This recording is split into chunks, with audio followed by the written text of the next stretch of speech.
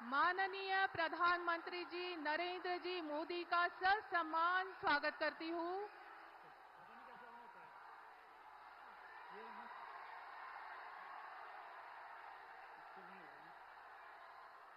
सुस्वागतम सुस्वागतम शुभ स्वागतम। आदरणीय जो बहु प्रतीक्षारत आपकी आंखों को सुख मिला होगा, माननीय नरेंद्र जी मोदी आप सभी के समक्ष है। उनकी आशीर्वचन सभा हेतु आप सभी प्रतीक्षारत हैं। मैं उन्हें सादर उनसे अनुरोध करती हूं कि वे आदरणीय नरेंद्र जी मोदी जी से अनुरोध करती हूं कि वे पुष्पार्पण द्वारा, माल्यार्पण द्वारा, प्रतिमा पूजन द्वारा कार्यक्रम का शुभारंभ करें। माननीय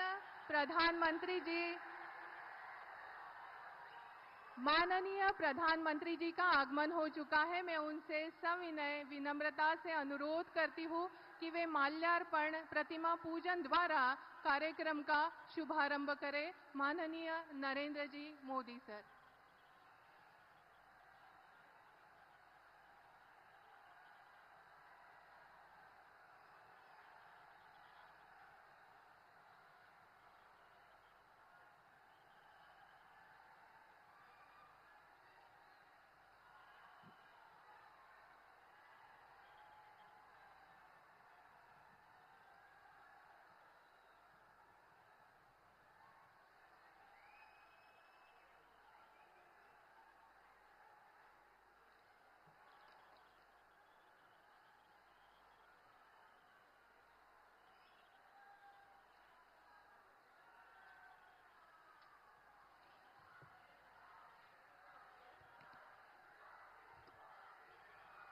हमारे देश के लगातार तीसरी बार निर्वाचित प्रधानमंत्री जी नरेंद्र जी मोदी जी को सामने देखकर जनता का ये उत्साह बिल्कुल लाजमी है। मैं उनका ससम्मान अकोला नगरी में हार्दिक हार्दिक स्वागत करती हूँ।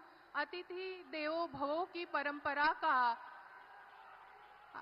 अनुगमन करते हुए मैं सादर आमंत्रित करती हूँ कि शॉल एवं श्रीफल शॉल देकर उनका स्वागत अकोला के युवा सांसद अनूप जी धोत्रे करेंगे। मैं उनका ससम्मान स्वागत के लिए अनूप जी धोत्रे जी को आमंत्रित करती हूँ कि वे शॉल देकर उनका स्वागत करें।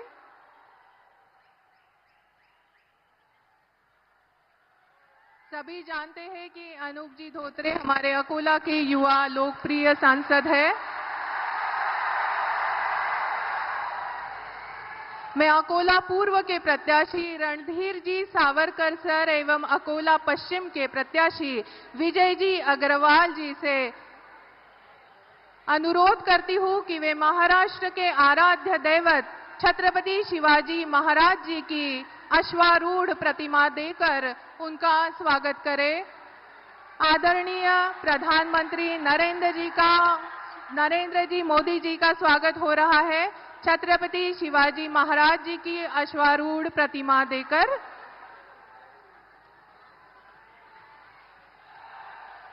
स्वागत को आगे बढ़ाते हुए मैं अकोला भाजपा के जिला ग्रामीण अध्यक्ष श्री किशोर मांगटे जी पाटिल जी को मैं अनुरोध करती हूं कि वे पुष्पगुच्छ देकर माननीय नरेंद्र जी मोदी जी का स्वागत करें।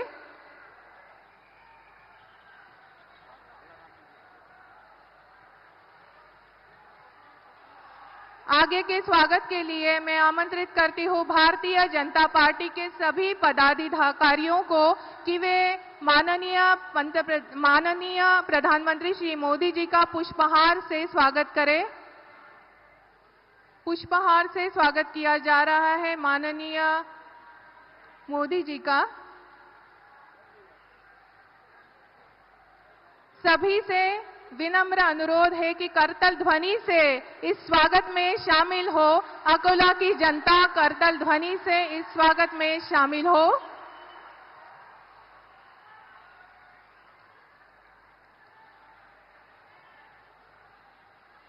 कार्यक्रम को आगे बढ़ाते हुए जैसा कि आप सभी जानते हैं कि कर्मठ, समर्पित और दृढ़ निश्चयी श्री नरेंद्र जी मोदी 100 करोड़ भारतीयों के सपनों और आकांक्षाओं के लिए आशा की एक किरण बनकर आए हैं और विकास पर उनकी पैनी नजर और परिणाम हासिल करने की उनकी प्रामाणिक क्षमता ने उन्हें भारत के सबसे लोकप्रिय नेताओं में से एक बनाया है। उनका ऐसे राष्ट्र के निर्माण का संकल्प है जो मजबूत, खुशहाल और समावेशी हो और जहां प्रत्येक भारतीय अपनी आशाओं और आकांक्षाओं को फलीभूत होते हुए देख सकता हो। वे विकास पुरुष के नाम से भी जाने जाते हैं। राष्ट्रभक्ति की बात जहां हो, देश विकास की बात जहां हो, नाम एक ही आता है, सिर्फ हमारा देश ही नहीं पूरा विश्व जिनके गुण गाता है। ऐसे हमारे प्रधानमंत्री माननीय नरेंद्र मोदी जी का मैं हार्दिक हार्दिक स्वागत करती हूं एवं प्रास्ताविकी हेतु माननीय सांसद श्री अनूप जी धोत्रे जी को कार्यक्रम की प्रास्ताविकी हेतु ससम्मान मंच पर आमंत्रित करती हूं।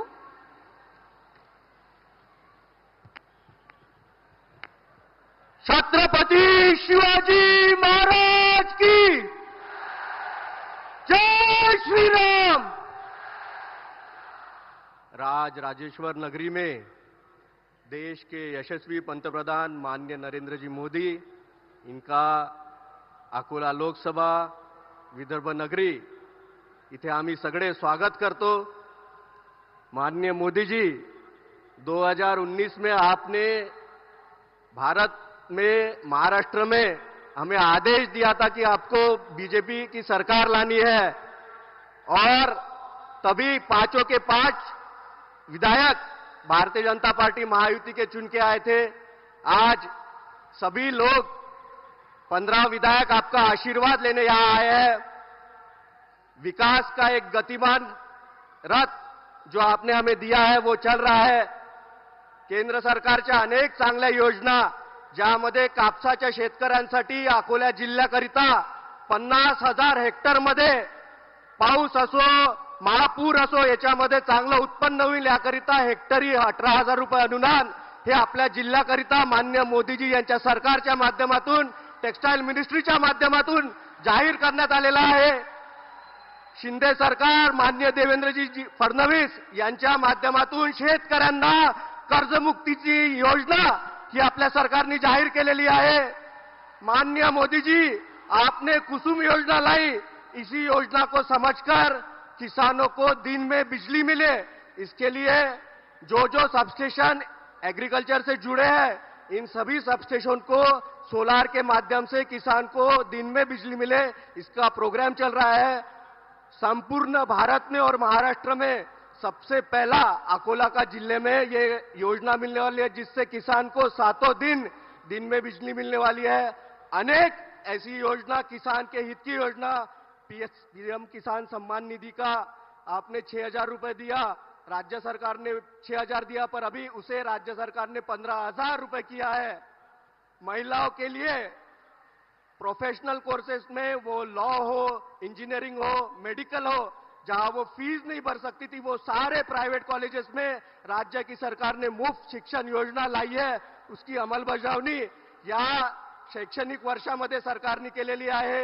महिलांसाठी लाडली बहीण योजनेच्या माध्यमातून 1,500 रुपयाच्या जागी 2,100 रुपये हे आपल्या सरकारने केलेली आहे। अशा अनेक चांगल्या योजना आपल्या सरकारने केलेल्या आहे।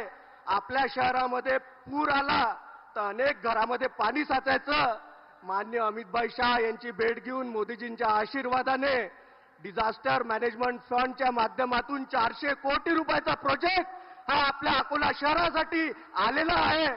अनेक चांगल्या योजना, सांडपाण्याचं पाणी पारसला त्याची प्रक्रिया करून ते पाणी आपण शुद्ध करून आपल्या औष्णिक क्षेत्राकडे त्याचा वापर होणार आहे।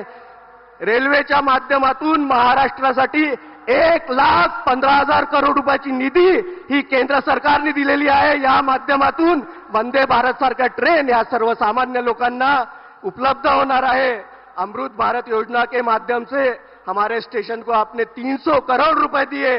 जो स्टेशन जहां पे एयरपोर्ट जैसी सुविधा है अभी उपलब्ध होने वाली है, उसका काम चालू हुआ है। हमारा मूर्तिजापुर स्टेशन हो, हमारा बार्शी टाकड़ी का ओवरब्रिज हो, अनेक और जो रेलवे क्रॉसिंग्स है वो सभी रेलवे क्रॉसिंग अंडरपासेस और रेलवे ओवरब्रिज के माध्यम से पूरे होने वाली है। कहीं पे रेलवे क्रॉसिंग पे किसी को रुकने की समस्या आने वाले समय में रहने वाली नहीं है। माननीय मोदी जी, मैं आपसे विनती करूंगा कि हमारा अकोला का एयरपोर्ट जो अभी उड़ान योजना में बैठा है, सभी नागरिक इसकी राह देख रही है, जल्दी से जल्दी शुरू हो। आपने हमें मार्ग बताया। मैं आपसे सांसद होने के बाद पहली बार मिला तो आपने संजू भाऊ यांची आपण तब्येत विचारली, मला आनंद झाला, माझ्या परिवाराला आणि भारतीय जनता पार्टी महायुतीच्या सगळ्या कार्यकर्त्यांना त्याचा खूप आनंद झाला। आपके आशीर्वाद, जो आपने 10 साल में विकास किया, वो विकास हम आने वाले 5 महायुति के विधायक, आपल्या विदर्भातील सगळे आमदार आणि महाराष्ट्रातील सगळे आमदार सरकार यांच्या माध्यमातून जास्तीत जास्त केंद्राचा निधी आणून आपल्या महाराष्ट्राला चांगल्यात चांगला प्रगतिशील राज्य करू, 1 नंबरचा राज्य करू, एवढे आपल्या सगळ्यांना माननीय मोदीजी यांच्याकडून आशीर्वाद मागतो। जय हिंद, जय महाराष्ट्र।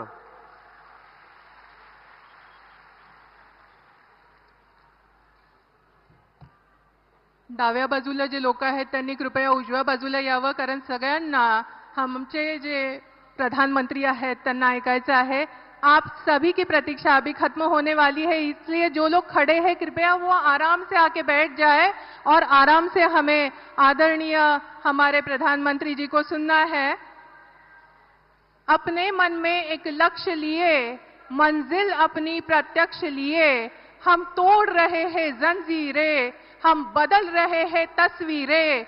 यह नवयुग है, नव भारत है, खुद लिखेंगे अपनी तकदीरें। हम निकल पड़े हैं प्रण करके, अपना तन मन अर्पण करके। जिद है एक सूर्य उगाना है, अंबर से ऊंचा जाना है, एक भारत नया बनाना है, एक भारत नया बनाना है।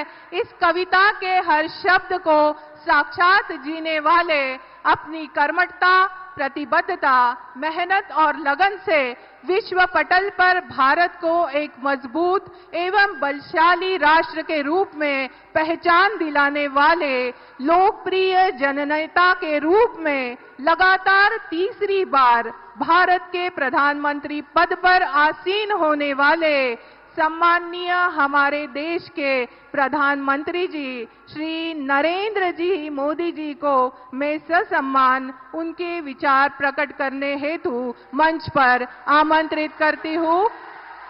कृपया लोग सब यहाँ पे आ जाए, बाई ओर के लोग दाई ओर आ जाए, बाई ओर के लोग दाई ओर आ जाए। भारत माता की, भारत माता की, भारत माता की जय भवानी, जय भवानी। अकोल्यातील माझ्या सर्व बंधू आणि भगिनींना माझा नमस्कार। भगवान राजराजेश्वर बरसी टाकलीची कालिका देवी, अकोटचे नंदिकेश्वर, बालापूरची बालादेवी, पातूरची रेणुका देवी, काटे पूर्णाची ढगादेवी यांना मी कोटी कोटी वंदन करतो। मैं संत गजानन महाराज जी को शीश झुकाकर नमन करता हूं। विदर्भ का आशीर्वाद हमेशा मेरे लिए खास रहा है। अब एक बार फिर मैं विधानसभा चुनाव में महायुति के लिए आपसे आशीर्वाद मांगने आया हूं।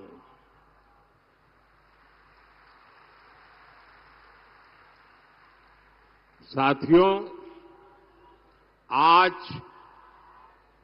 9 नवंबर की तारीख है।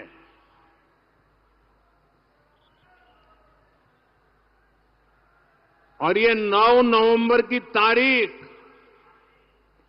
बहुत ही ऐतिहासिक तारीख है। आज के ही दिन 2019 में देश की सर्वोच्च अदालत ने राम मंदिर पर फैसला दिया था।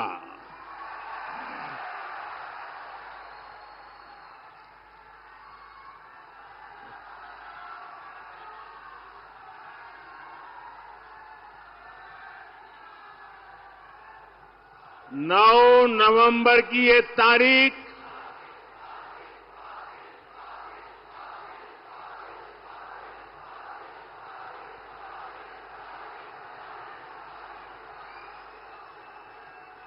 जय श्री राम। 9 नवंबर की ये तारीख इसलिए भी याद रखी जाएगी क्योंकि सुप्रीम कोर्ट के फैसले के बाद हर धर्म के लोगों ने बहुत ही संवेदनशीलता का परिचय दिया। राष्ट्र प्रथम की यही भावना भारत की बहुत बड़ी ताकत है। साथियों, 2014 से 2024 ये 10 वर्ष महाराष्ट्र ने बीजेपी को लगातार दिल खोलकर आशीर्वाद दिया है। बीजेपी के ऊपर महाराष्ट्र के इस भरोसे की वजह भी है। इसकी वजह है महाराष्ट्र के लोगों की देशभक्ति।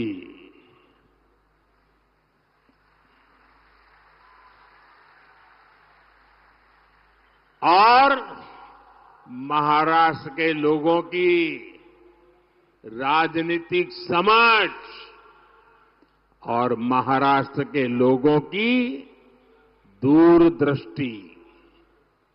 इसलिए महाराष्ट्र की सेवा का मेरे लिए सुख ही कुछ अलग है।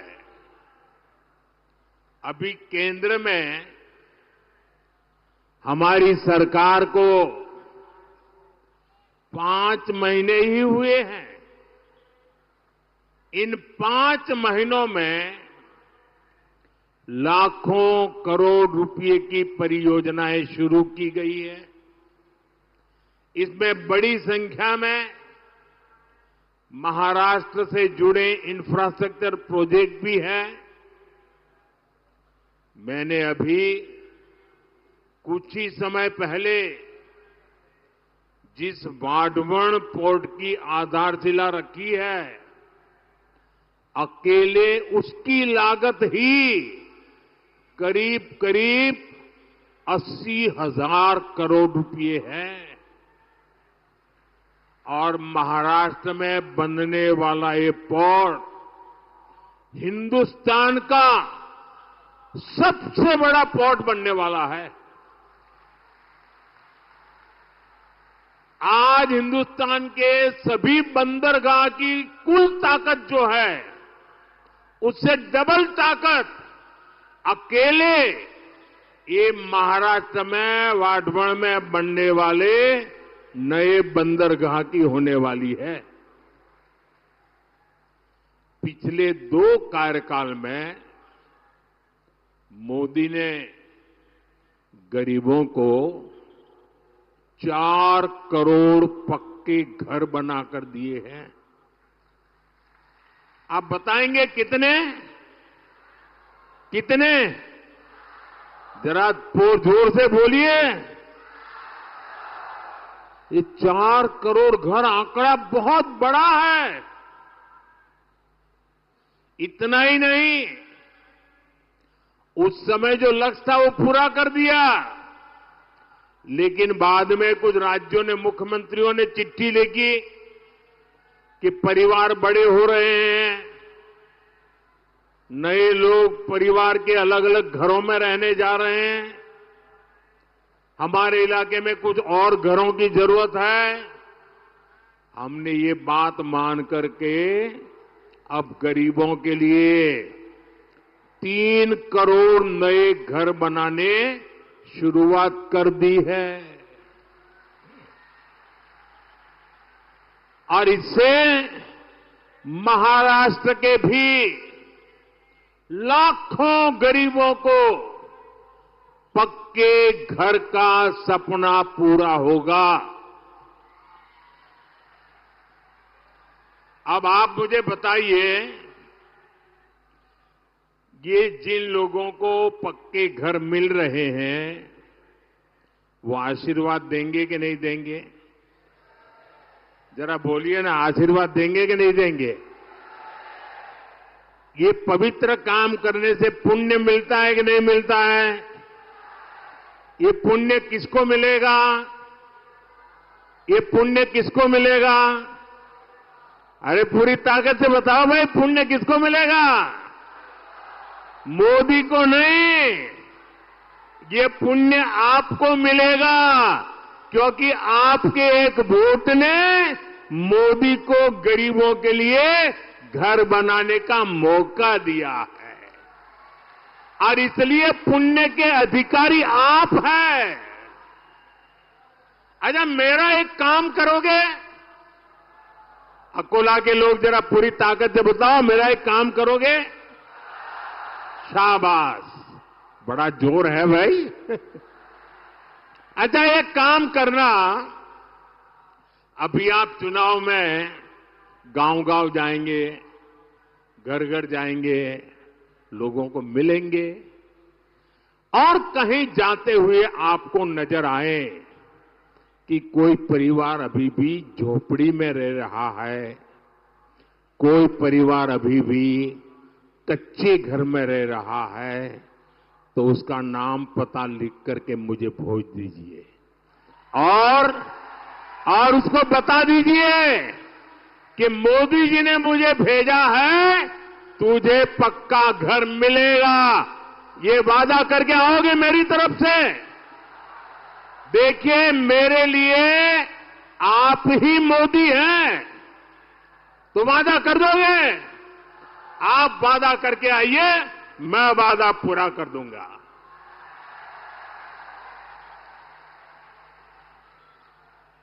साथियों, चुनाव के समय मैंने 70 वर्ष से अधिक उम्र के बुजुर्गों को मुफ्त इलाज की गारंटी देने का वादा किया था। हमारी सरकार ने सीनियर सिटीजन्स, बुजुर्गों की सेवा के लिए ये योजना लॉन्च कर दी है। 70 साल से ऊपर के बुजुर्गों को वय वंदना आयुष्मान कार्ड मिलने शुरू हो गए हैं। सबका साथ, सबका विकास की भावना के साथ ही इस योजना का लाभ हर वर्ग, हर समाज, हर धर्म के बुजुर्गों को मिलेगा। आपके परिवार में भी जो 70 साल के ऊपर के हैं, उनकी बीमारी के खर्च की चिंता आप मत करना, उनका ये बेटा करेगा। साथियों, कांग्रेस और अघाड़ी वालों ने महाराष्ट्र के लोगों की जिस मांग को दशकों तक पूरा नहीं होने दिया, मोदी ने वो भी पूरा कर दिया। बताऊं क्या बात की है हमने? बताऊं? हमें मराठी को अभिजात भाषा का दर्जा देने का सौभाग्य मिला है। मराठी को वो सम्मान मिला है जिससे पूरे महाराष्ट्र का गौरव जुड़ा है। केंद्र में एनडीए सरकार तेज गति से चल रही है। उतनी ही तेज गति वाली महायुति सरकार मुझे फिर से यहां महाराष्ट्र में चाहिए। और इसलिए मैं आज आपके पास आशीर्वाद मांगने आया हूं। मिलेगा ना? पक्का मिलेगा ना? हर बूथ में से मिलेगा, हर गांव से मिलेगा, हर मोहल्ले से मिलेगा। और इसलिए पूरे महाराष्ट्र में आज गूंज रहा है, भाजपा महायुती आहे तर गती आहे, महाराष्ट्राची प्रगती आहे। साथियों, महायुति सरकार के अगले 5 वर्ष कैसे होंगे, इसकी एक झलक महायुति के वचननामे में भी दिख रही है। महिलाओं की सुरक्षा और महिलाओं के लिए अवसर, माझी लाड़की बहन योजना का विस्तार,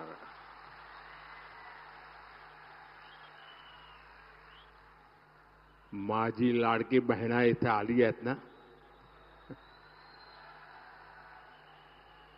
युवाओं के लाखों रोजगार, विकास के बड़े बड़े काम महायुति सरकार महाराष्ट्र के विकास को डबल स्पीड से आगे बढ़ाएगी।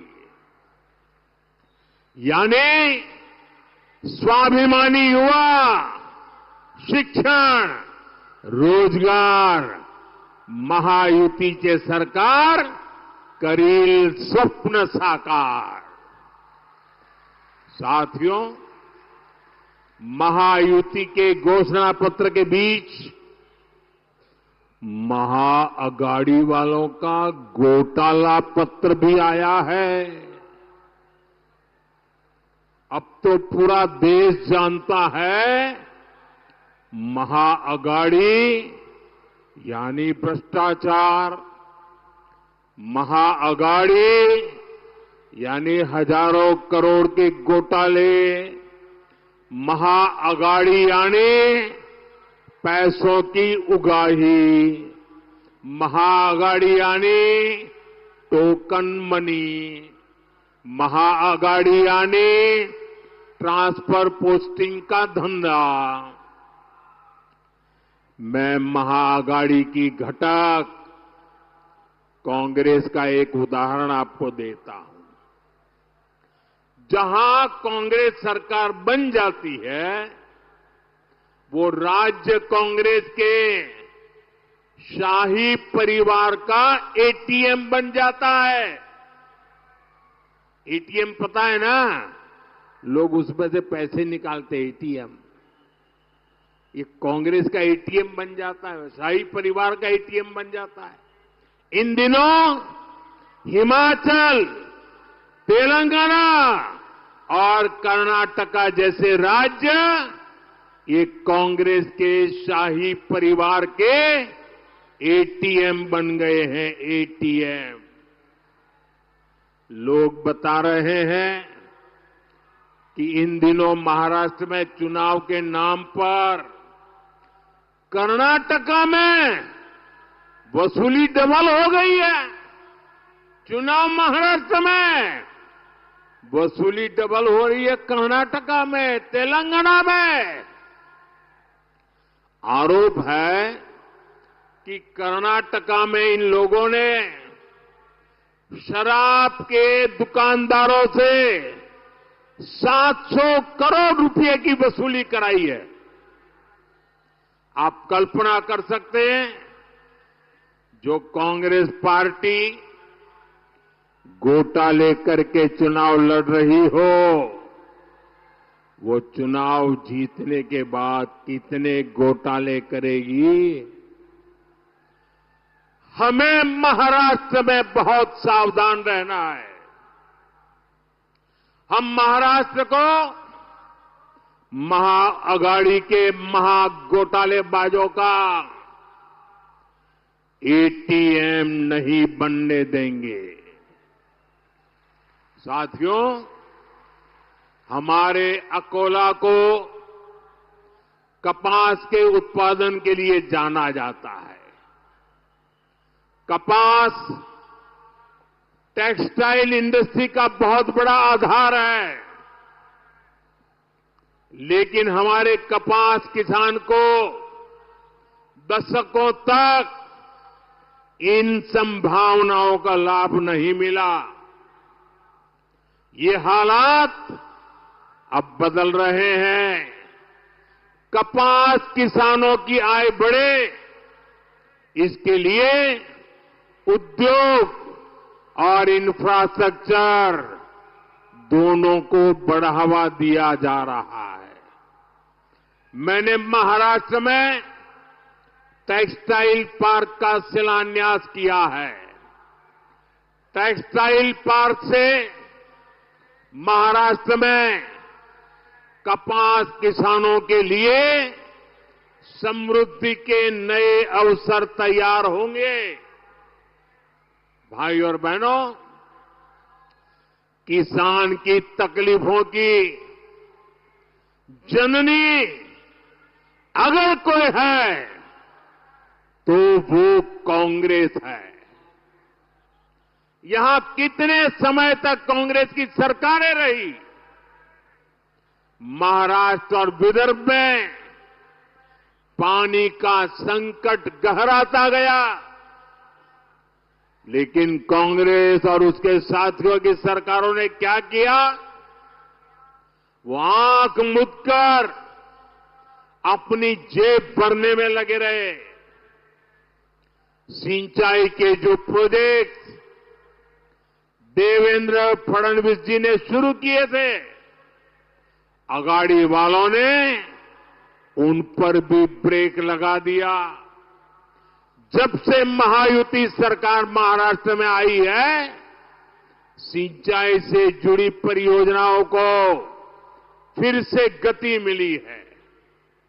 हमारी सरकार ने वैनगंगा, नलगंगा, पैनगंगा इन नदियों को लिंक करने की योजना को मंजूरी दी है। इस परियोजना से अमरावती, यवतमाल, अकोला, बुल्ढाना, वाशिम, नागपुर और वर्धा में पानी की कमी दूर होगी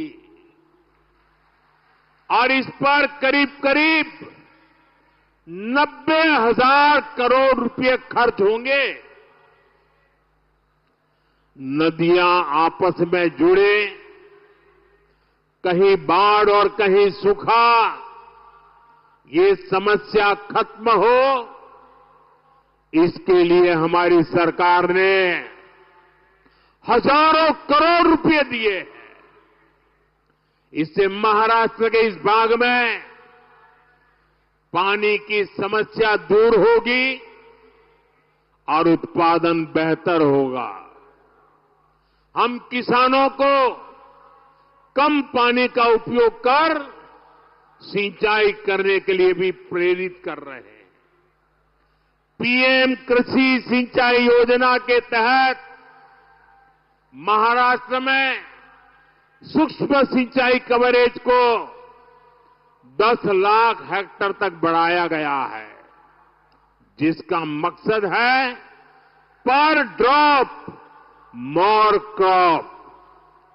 साथियों, हमारा संकल्प है किसान खुद इतना सशक्त हो कि वो देश की प्रगति का नायक बनकर उभरे। इसलिए हम किसान की आय बढ़ा रहे हैं और खर्चे कम कर रहे हैं। हमने पीएम किसान सम्मान निधि शुरू की। महायुति सरकार ने उसमें अपना भी सहयोग किया।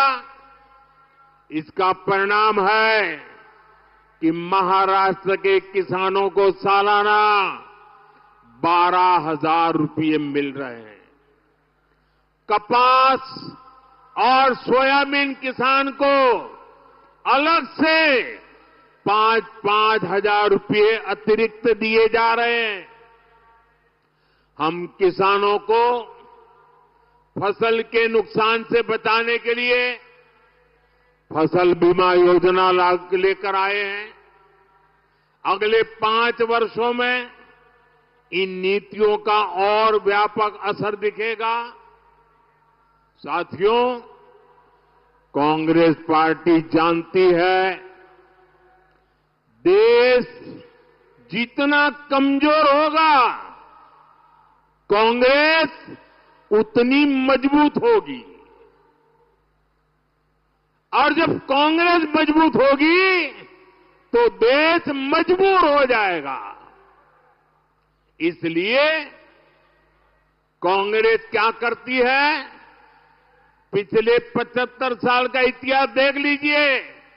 उनके तौर तरीके, उसके सबूत ढूंढने के लिए कहीं जाने की जरूरत नहीं है, अगल बगल में मिल जाएंगे।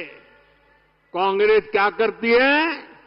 अलग अलग जातियों को लड़ाना, यही कांग्रेस की फितरत है। आजादी के बाद से ही कांग्रेस ने कभी शेड्यूल कास्ट समाज को, हमारे दलित समाज को, हमारे एससी समाज को एकजुट नहीं होने दिया। कांग्रेस ने हमारे जनजातीय समूह, हमारे आदिवासी समाज, हमारे एसटी समाज को भी अलग अलग जातियों में बांट कर रखा। कांग्रेस ने ओबीसी नाम सुनते ही कांग्रेस चिढ़ जाती है और ओबीसी समाज की भी अलग से पहचान न बने, इसलिए कांग्रेस ने भांति भांति के खेल खेले हैं।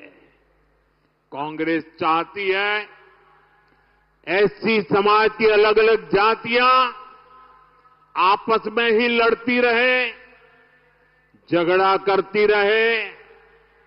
वो जानती है एससी समाज की अलग अलग जातियां आपस में झगड़ती रहेगी तो उनकी आवाज बिखर जाएगी, उनका वोट बिखर जाएगा और ऐसा होते ही कांग्रेस के लिए सरकार में आने का रास्ता बन जाएगा।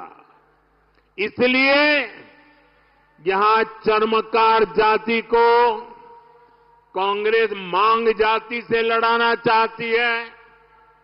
कांग्रेस मातंग को महार जाति से, बुरड़ जाति को वाल्मीकि जाति से, कैकाड़ी को खटीक जाति से और मोची जाति को कांग्रेस और जातियों से लड़ाना चाहती है।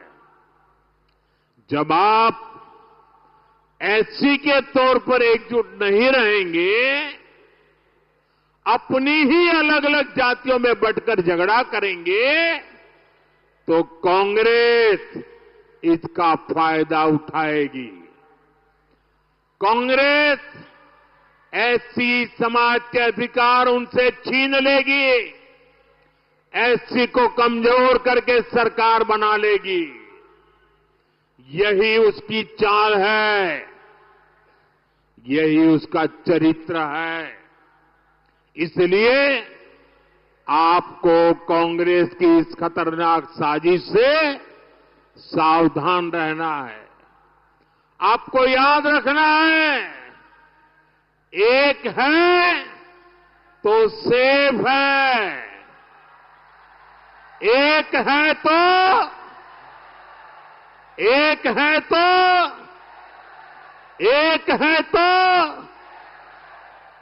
साथियों, मैं आज महाराष्ट्र की धरती से हरियाणा के अपने भाई बहनों का विशेष आभार व्यक्त करना चाहता हूं। हरियाणा के लोगों ने सबसे पहले एक है तो सेफ है के मंत्र पर चलते हुए कांग्रेस की साजिश को नाकाम किया है।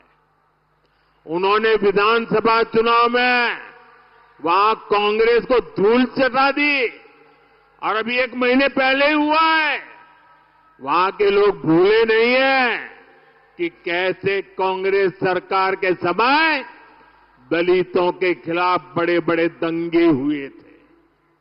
उन दंगों में दलितों को बेरहमी से मारा गया था और कांग्रेस दलितों को मारने वालों के साथ खड़ी थी। यही कांग्रेस और उसके साथियों का असली चेहरा है। साथियों, कांग्रेस ने बाबा साहब आंबेडकर के साथ जो किया, जो आज कर रही है, वो भी सबको जानना जरूरी है। नेहरू जी से लेकर आज तक कांग्रेस के शीर्ष परिवार ने बाबा साहब आंबेडकर को बार बार अपमानित किया है।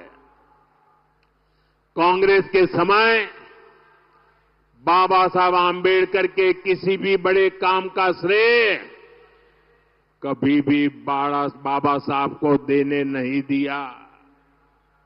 आज देखिए, जो बड़े बड़े डैम हैं, बड़ी बड़ी नदी जल परियोजनाएं हैं, इसमें सबसे बड़ी भूमिका जब बाबा साहब केंद्र में मंत्री थे, बाबा साहब आंबेडकर की रही।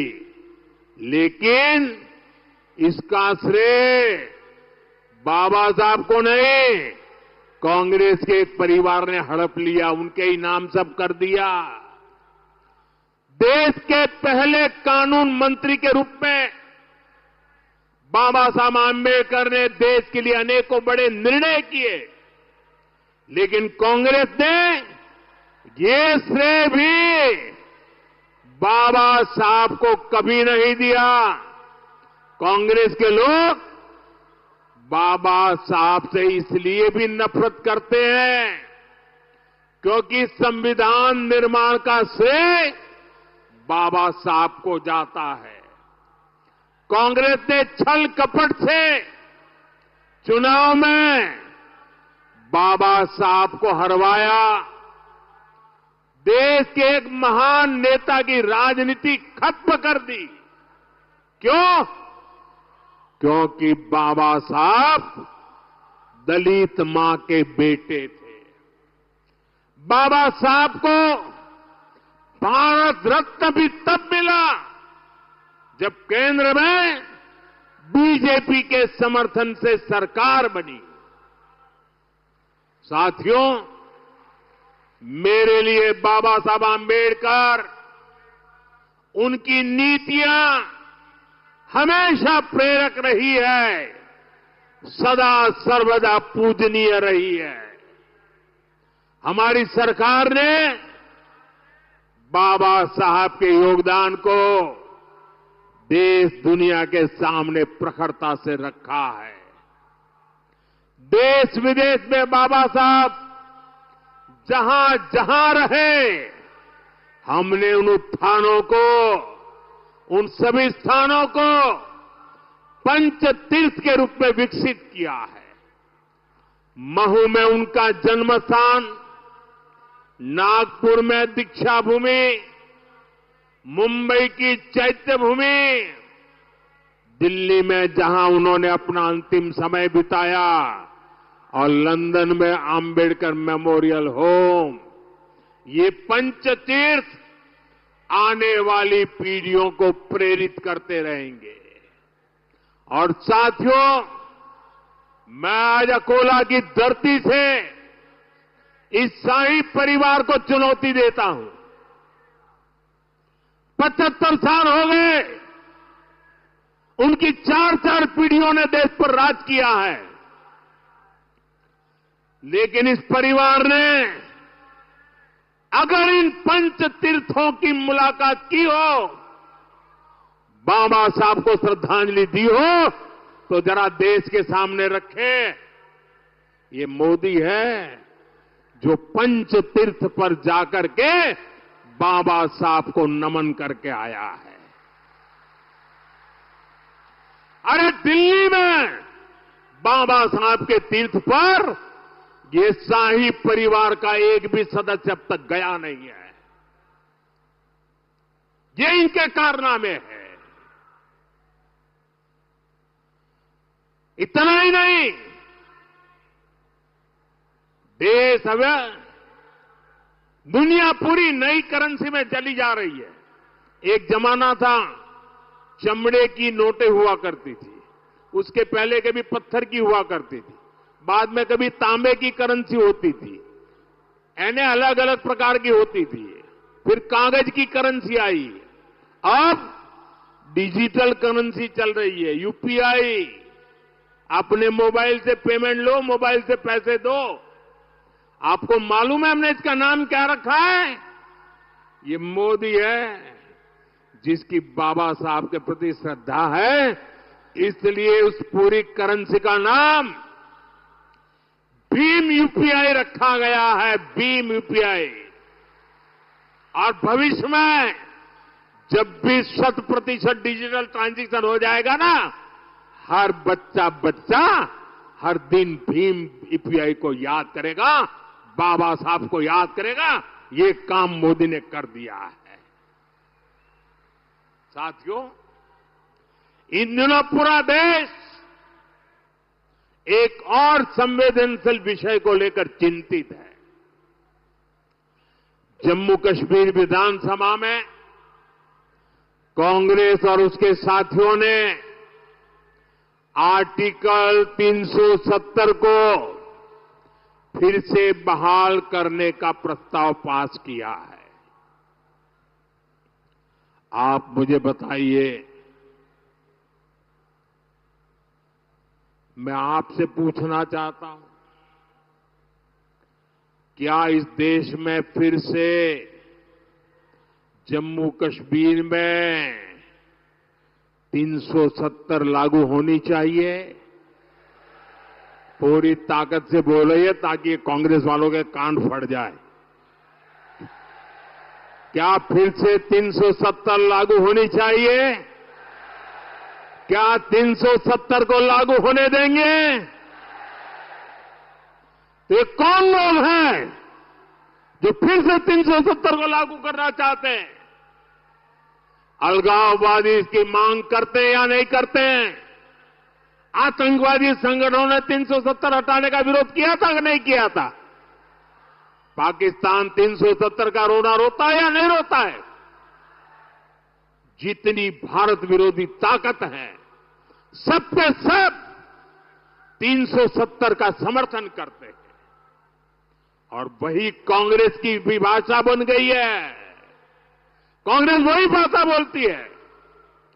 जम्मू कश्मीर में 370 फिर से लगाना, यानी कश्मीर को फिर से हिंसा की आग में झोंकना। कश्मीर में 370 यानी राज्य में बाबा साहब आंबेडकर के संविधान को फिर से जम्मू कश्मीर से बाहर निकालना। ये जो लोग संविधान की किताबें और कोरे कागज की किताबें बांटते फिरते हैं ना, ये कैसे पापी लोग हैं मैं बताता हूं। और हम सब की आंखों में कितनी धूल झोंकी उन्होंने देशवासियों की आंखों में। बाबा साहब आंबेडकर के संविधान की बातें करते हैं। 75 साल तक इस देश में 2 संविधान चलते थे। एक जम्मू कश्मीर का संविधान अलग था और दूसरा देश में जम्मू कश्मीर के सिवाय बाबा साहब आंबेडकर वाला संविधान था। हम उनको पूछते थे, क्या बाबा साहब आंबेडकर का संविधान जम्मू कश्मीर में लगेगा कि नहीं लगेगा? इनके मुंह पे ताले लग जाते थे। ये हमारे संविधान के प्रति श्रद्धा थी, ये हमारी बाबा साहब के प्रति श्रद्धा थी। हमने 370 की दीवार को तोड़ दिया और बाबा साहब के संविधान को जम्मू कश्मीर में लागू कर दिया। और जब बाबा साहब का संविधान लागू हुआ न, तब जाकर के 370 हटने के बाद 75 साल के बाद पहली बार कश्मीर और जम्मू के दलितों को आरक्षण मिला। 75 साल तक नहीं मिला था, उनको संवैधानिक अधिकार नहीं मिले थे, पहली बार मिले। कांग्रेस फिर से कश्मीर को दशकों पीछे धकेलना चाहती। कांग्रेस जानती है इसी 370 की वजह से कश्मीरी हिंदुओं को अपना घर छोड़कर भागना पड़ा था। ये जम्मू कश्मीर के दलितों और पिछड़ों का अधिकार छीनना चाहती है और यहां महाराष्ट्र में आकर दलितों पिछड़ों से वोट भी मांग रहे हैं। साथियों, 20 नवंबर को महाराष्ट्र के साथ साथ आपको देश के भी भविष्य को दिशा देने का मौका मिलेगा। आपको विकास को चुनना है, आपको शांति को समर्थन देना है, आपको सुरक्षा को चुनना है।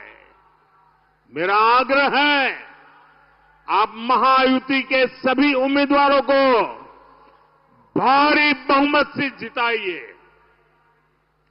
हम मिलकर समृद्ध महाराष्ट्र और विकसित भारत का सपना पूरा करेंगे। आप यहां इतनी बड़ी तादाद में आए और मैं देख रहा था, मैं यहां बोल रहा था, वहां पूरा एक भीड़ की भीड़ चली आ रही अभी भी। ये प्यार, ये आशीर्वाद, और मैंने कल 2 रैली देखी, आज तीसरी रैली देख रहा हूं। कोई सर्वे वर्वे काम नहीं आने वाला, ये विजय का विश्वास नजर आ रहा है।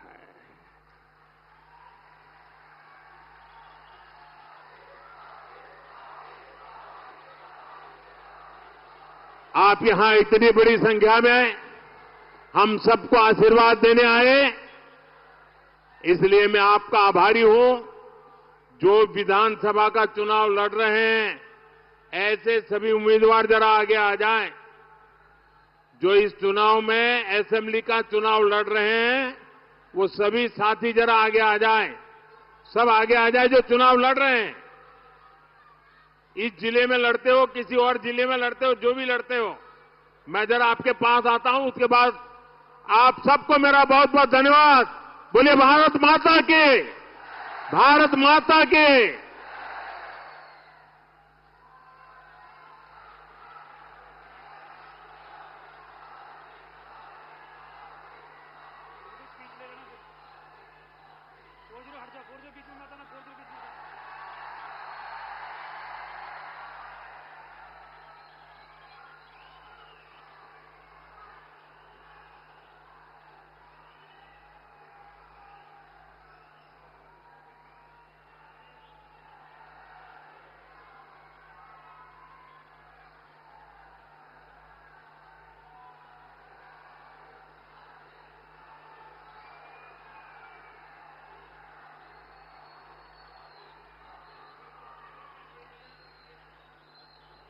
इस ओजपूर्ण वक्तव्य के बाद कुछ भी कहने को शेष नहीं रह जाता है। मैं आगे के सूत्र सौंपती हूँ आदरणीय सिद्धार्थ